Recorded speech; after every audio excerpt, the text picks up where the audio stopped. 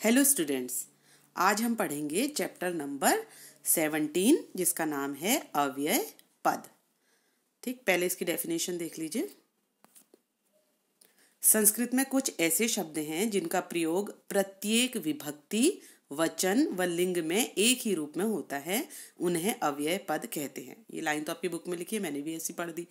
तो अव्यय मीन्स बेटा होता है अविकारी।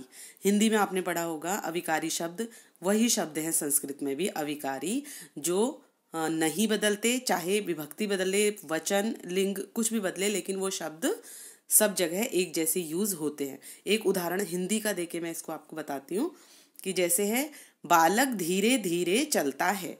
यहाँ पे बालक क्या है? पुल्लिंग है। ठीक, तो इसके अकॉर्डिंग क्रिया हुई चलता है।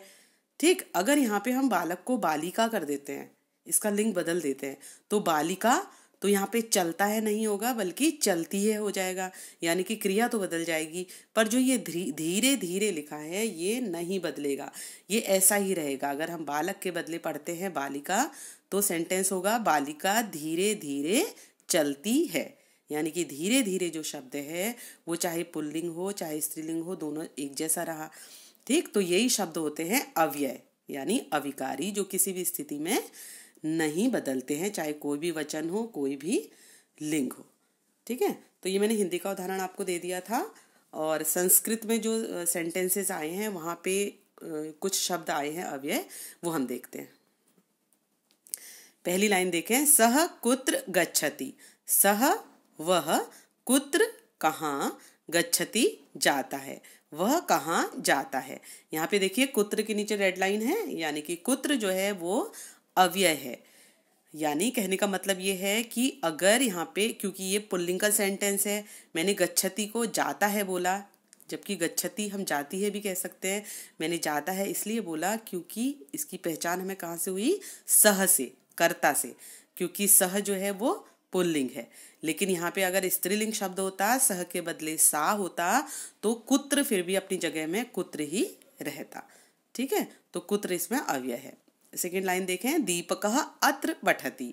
दीपकः दीपक, अत्र यहाँ, पठति पढ़ता है, दीपक यहाँ पढ़ता है। यहाँ पे अत्र शब्द जो है वो अव्यय है।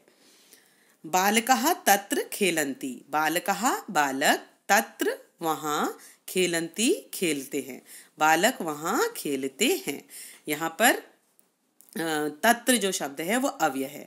यहाँ पे अगर बालकः के बदले बालिका होता, या फिर सिंगुलर में होता, जैसे बालकः यहाँ पे बहुवचन है, यहाँ पे इसके बदले एक वचन होता, हम बालकः कहते, तो खेलन्ति के बदले तो खेलती हो जाता, क्योंकि कर्ता के अनुसार ही क्रिया होती है। लेकिन तत्र वैसा का वैसा ही रहता, तो ये अव्यय है यानी अविकारी है। सह सदा सत्यम वदति। सह वह, सदा हमेशा, सत्यम सच, वदति बोलता है, वह हमेशा सच बोलता है। इसमें सदा शब्द जो है वो अव्यय है। नेक्स्ट देखें, मोनिका अपि पठति। मोनिका अपि भी पठति पढ़ती है, मोनिका भी पढ़ती है। यहाँ पे अपि शब्द क्या है? अव्यय है। यत्र लतायाः गृहम् अस्ति।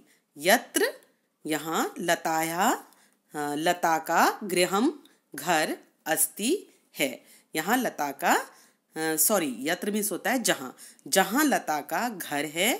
तत्र रमेशस्य गृहम् अस्ति।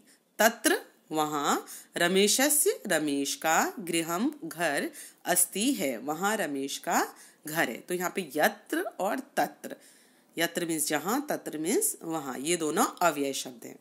बालकः बहि खेलन्ति। बालकः बालक, बहि बाहर, खेलन्ति खेलते हैं, बालक बाहर खेलते हैं। नेक्स्ट देखें, ईश्वरः सर्वत्र अस्ति। ईश्वरः ईश्वर, सर्वत्र सब जगह, अस्ति है, ईश्वर सब जगह है।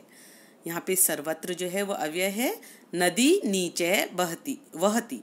नदी नीचे है, नीचे, वहती बहती है, नदी नीचे बहती है। यहाँ पे नीचे है शब्द जो है वो अव्यय है।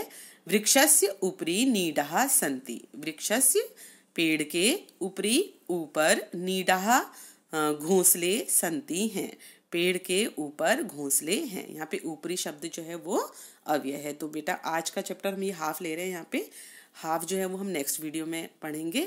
तो यहाँ पे जो अव्यय शब्द थे वो मैंने आपको बताए। ये सेम हिंदी की तरह है। हिंदी में भी आप अविकारी शब्द अव्यय पढ़ रहे होंगे तो सेम वो वैसा ही है। ओके, तो आज के लिए बस इतना ही। Thank you.